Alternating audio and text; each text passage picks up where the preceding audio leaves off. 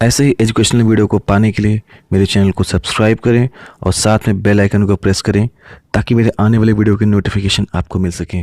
Okay, now let's start. Hello friends, कैसे हो आप सब। मैं विकास एक बार फिर आया हूँ कुछ नए टॉपिक के साथ। आप सभी का स्वागत है हमारे YouTube channel E study with Anil sir में।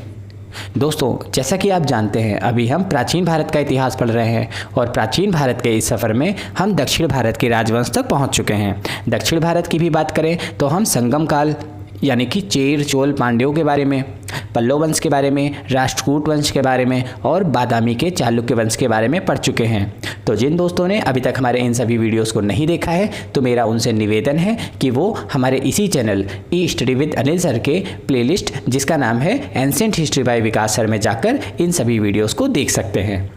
खैर, आज हम पढ़ने वाले हैं चालुक्य वंश के पूर्वी चालुक्यों के बारे में, जिनका नाम है वेंगी के चालुक्य। तो चलिए दोस्तों, शुरू करते हैं अपने आज के टॉपिक को, वो भी बिना किसी देरी के। वेंगी के चालुक्य, जिन्हें हम पूर्वी चालुक्य के नाम से भी जानते हैं। तो दोस्तों, आपको चालुक्य वंश के बारे में तो पता ही है। 3 तरीके के चालुक्य वंश थे। पहले थे बादामी के चालुक्य। बादामी के जो चालुक्य वंश थे उन्हें हम मूल शाखा के नाम से जानते हैं।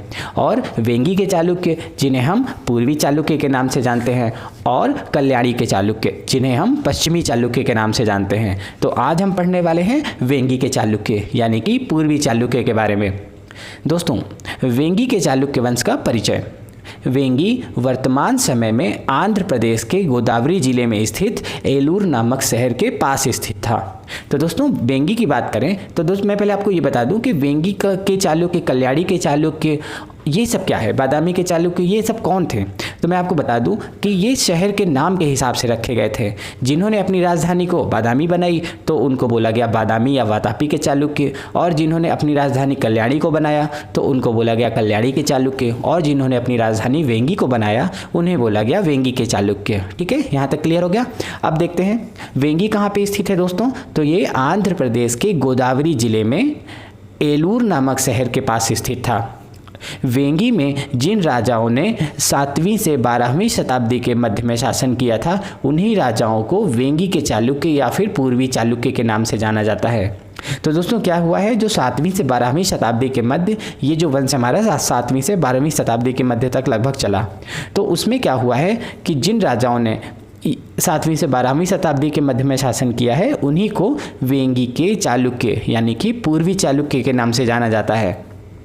बादामी के चालुक्य राजा, जिनका नाम था पुलकेशिन द्वितीय, उन्होंने आंध्र प्रदेश के कुछ भागों को जीतकर अपने अधीन कर लिया था और वहां का शासन अपने छोटे भाई विष्णुवर्धन को सौंप दिया था। तो दोस्तों, अगर आपने बादामी का चालुक्य वाला मेरा वीडियो देख रखा है तो आपको पता होगा कि शासन की सुविधा के लिए जो हमारे पुलकेशिन द्वितीय थे, इन्होंने क्या किया था, अपने राज्य को टुकड़ों में बांट दिया था। ठीक है, और इन्होंने अपने भाई, जिनका नाम था विष्णुवर्धन, उनको दूसरे राज्य का राजा बना दिया था और वही दूसरा राज्य आगे चलकर वेंगी के चालुक्य के नाम से कहलाया।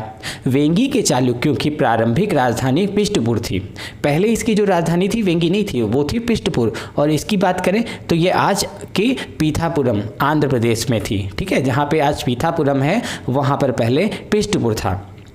इसके बाद इन्होंने वेंगी में राजधानी बनाई और अंत में राजमहेंद्री, जो कि आंध्र प्रदेश में है आज, वहाँ पर राजधानी बनाई। ठीक है दोस्तों, वेंगी में चालुक्य राजाओं ने सनातन और जैन दोनों धर्मों को आश्रय प्रदान किया। तो जो वेंगी के चालुक्य राजा थे, इन्होंने सनातन और जैन दोनों धर्मों को आश्रय प्रदान किया।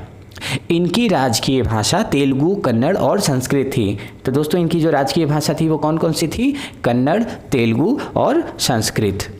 अब देखते हैं वेंगी के चालुक्य के ऐतिहासिक स्रोत। हमें वेंगी के चालुक्यों के बारे में कहाँ से पता चलता है, इसके बारे में। तो सबसे पहले तो हम देखते हैं यहाँ पे सतारा दानपत्र लेख तथा पिष्टपुर लेख नामक अभिलेखों से वेंगी के चालुक्य का पता चलता है। तो दोस्तों, 2 अभिलेख मिले हैं, जिनमें पहले वाले अभिलेख का नाम है सतारा दानपत्र लेख और दूसरे वाले का नाम है पिष्टपुर लेख। ये दोनों अभिलेख वेंगी के चालुक्य के बारे में बहुत सारी जानकारी देते हैं। अगले हम साहित्यों की बात करें, साहित्यिक स्रोत हमारे क्या हैं, तो अवंती सुंदरी कथा तथा कीर्तार्जुनियम ग्रंथ नामक साहित्यों में भी वेंगी के चालुक्य का पता चलता है। तो दोस्तों, ये अवंती सुंदरी और कीर्तार्जुनीयम ग्रंथ, ये जो दो हमारे साहित्यिक स्रोत हैं उनके बारे में भी हमें पता चलता है। तो दोस्तों कीर्तार्जुनीयम ग्रंथ किसने लिखा है ये मैंने आपको अपने पिछले वीडियो में बता रखा है। तो दोस्तों चलिए कमेंट में लिख के बताइए कि कीर्तार्जुनीयम ग्रंथ किसने लिखा है और ये किसके बारे में ये ग्रंथ लिखा गया है। वेंगी के चालुक्य राजाओं का परिचय। अब चलिए हम राजाओं के बारे में देखते हैं। विष्णुवर्धन को वेंगी के चालुक्य वंश का संस्थापक माना जाता है।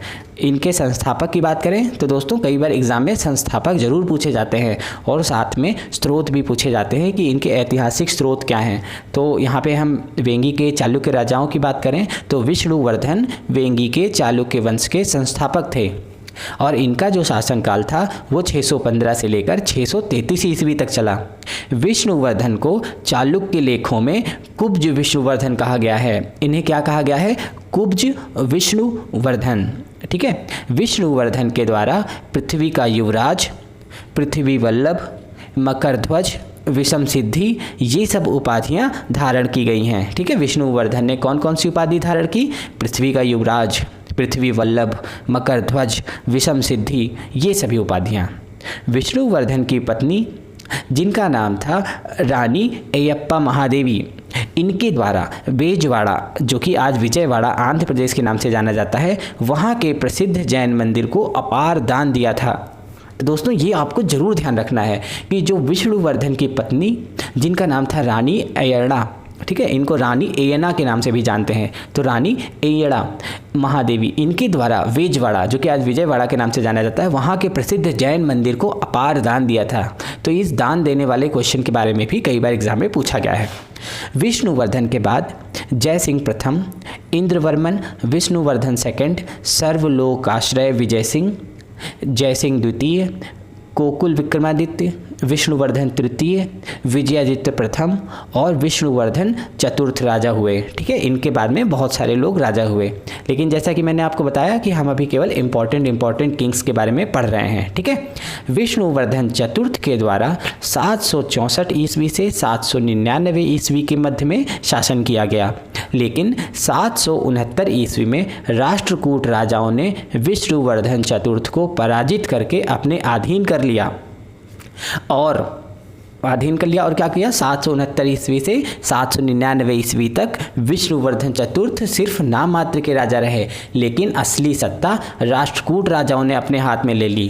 तो दोस्तों देखिए यहाँ पे क्या होता है, जो विष्णुवर्धन चतुर्थ थे ये 764 से लेकर 799 तक इन्होंने शासन किया। ठीक है। लेकिन 769 ईस्वी में राष्ट्रकूट के जो राजा थे इन्होंने विष्णुवर्धन चतुर्थ को हरा दिया और इनके राज्य को अपने अधीन कर लिया। ये 799 तक तो राजा रहे, लेकिन केवल नाम मात्र के राजा रहे और सारी सत्ता राष्ट्रकूट राजाओं ने अपने हाथ में ले ली। ठीक है। इनसे बोला कि तुम राजा बने रहो, हमें कोई प्रॉब्लम नहीं है, लेकिन तुम्हारी सत्ता में कोई भी काम होता है, तुम अगर कोई भी डेवलपमेंट या कोई भी डिसीजन लेते हो तो बिना मुझसे पूछे तुम नहीं ले सकते हो। ठीक है। तो ये नाम मात्र के राजा थे। अब हम देखते हैं विष्णुवर्धन के बाद विजयादित्य द्वितीय और विष्णुवर्धन पंचम राजा बने। ठीक है। इनके बाद ये दोनों राजा बने। वेंगी के चालुक्य शासकों में विजयादित्य तृतीय को सबसे महान व शक्तिशाली राजाओं में गिना जाता है। तो दोस्तों उसके बाद बने विजयादित्य तृतीय और विजयादित्य थर्ड, इनको सबसे ज़्यादा महान व शक्तिशाली राजाओं में गिना जाता है। ठीक है। और इनका जो शासनकाल था वो 848 ईस्वी से लेकर 892 ईस्वी तक चला। ठीक है। विजयादित्य तृतीय ने पल्लव, पांड्यों, दक्षिण कोशल, कलिंग, कलचुरी और राष्ट्रकूट राजाओं को पराजित किया। तो दोस्तों आप देख सकते हैं विजयादित्य तृतीय ने कितने सारे लोगों को पराजित किया, पल्लव, पांडव, दक्षिणी कोशल, कलिंग, कलचुरी, राष्ट्रकूट राजा, इन सबको, और संपूर्ण साम्राज्य को पुनः स्वतंत्र किया। इसके पहले हमने देखा ना कितने सारे राजा थे जो कि अयोग्य थे, जिनके बारे में हमने पढ़ा ही नहीं है। तो जब उनका शासनकाल था तो ये सब राष्ट्रकूट और अगल बगल के जितने भी राजा मैंने भी आपको बताए इनके अधीन हो गए थे। ठीक है। लेकिन जब विजयादित्य तृतीय आए तो इन्होंने पुनः अपने राज्य को स्वतंत्र कराया। इसके बाद देखिए हम क्या पढ़ते हैं, विजयादित्य तृतीय के बाद भीम प्रथम, विजयादित्य चतुर्थ, अम्मा प्रथम, विजयादित्य पंचम, ताल प्रथम, विक्रमादित्य सेकंड, भीम सेकंड और युद्धमल सेकंड राजा हुए। इतने सारे राजा और हुए। युद्धमल सेकंड के शासनकाल में राष्ट्रकूट राजा पूर्ण रूप से शक्तिशाली बन चुके थे। युद्धमल सेकंड के समय में क्या हुआ कि जो राष्ट्रकूट राजा थे वो बहुत ही ज़्यादा शक्तिशाली हो चुके थे। युद्धमल द्वितीय के बाद भीम तृतीय, अम्मा सेकंड, बादपताल सेकंड, फिर से अम्मा सेकंड राजा बने और दाना रानो और चौड़ा भीम राजा हुए। इसके बाद ये सभी राजा हुए।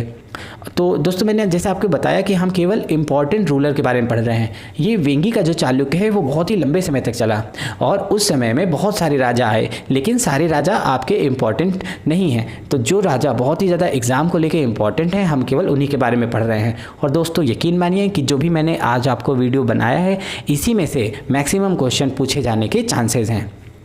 चलिए देखते हैं आगे।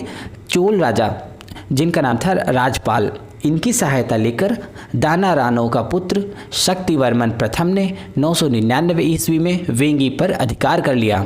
तो दोस्तों तो यहाँ पे क्या हो रहा है कि जो चोल राजा राजपाल थे, ठीक है, उनकी सहायता लेकर दाना रानो, इनका जो पुत्र था शक्तिवर्मन प्रथम, इसने 999 ईस्वी में वेंगी पर अधिकार कर लिया।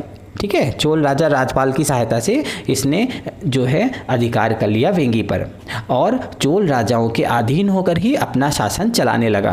बाद में क्या होता है, आंतरिक फूट के कारण 10वीं शताब्दी के अंत में वेंगी के चालुक्यों का अस्तित्व ही समाप्त हो गया। इसके बाद में क्या होता है 10वीं शताब्दी में कि जो वेंगी के चालुक्य थे उनका अस्तित्व पूरी तरीके से समाप्त हो गया। ठीक है दोस्तों, तो इसी के साथ ही हमारा यहाँ पे वेंगी का जो चालुक्य है वो फिनिश होता है। ओके, इसके बाद भी अभी हम यहाँ पे देख रहे हैं ना 10वीं शताब्दी में इनका अंत हो गया, लेकिन इसके बाद भी वेंगी 12वीं शताब्दी तक चलते रहे, लेकिन वो इतने ज़्यादा इम्पोर्टेंट नहीं है, उनका इतना ज़्यादा रोल नहीं रहा है इतिहास में, इसलिए उनके बारे में नहीं पढ़ते हैं। असल में देखा जाए तो यहीं पर ये पूरी तरीके से समाप्त हो जाते हैं।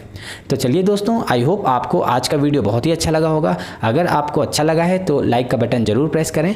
मिलते हैं अपने अगले वीडियो में। अगले वीडियो में हम देखेंगे कल्याणी के चालुक्यों के बारे में।